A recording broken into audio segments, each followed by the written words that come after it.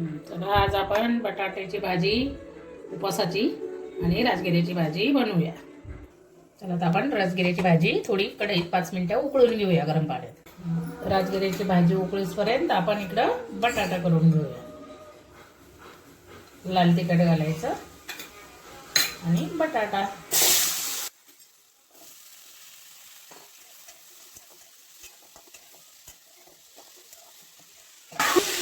थोडं पाणी घालूया, शिजून घेऊ. थोडं शिजल्या मीठ टाकूया, थोडा कूट घालूया.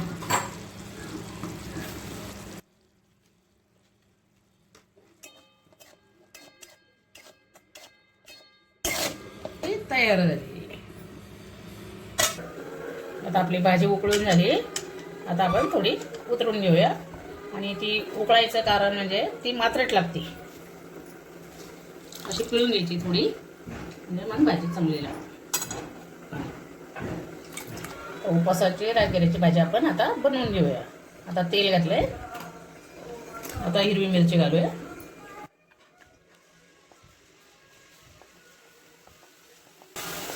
मिरची परतून झाली. आता आपण त्यात भाजी घालूया. अशी सुट्टी करायची.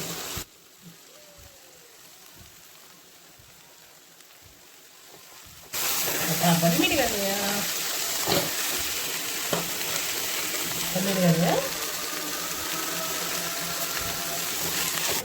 आपण भाजी उकळून घेतलेली ना, ती लगेच शिजते. आता आपण मिरची टाकून परतली. आता आपण त्याच्यात थोडा कूट घालूया.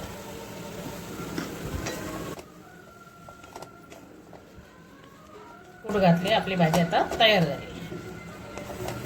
आपण वराईच्या भाकरी करून घेऊया. आणि थोडं पाणी कोमट करून घ्यायचं, थोडं मीठ घालायचं, म्हणजे भाकरी छान येतात.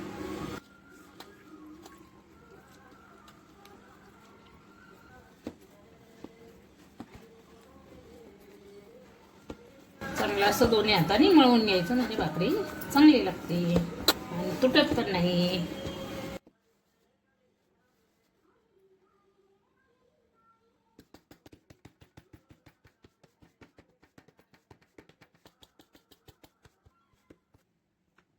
भाकरीला पाणी लावून घ्यायचं आणि पलटी करायची.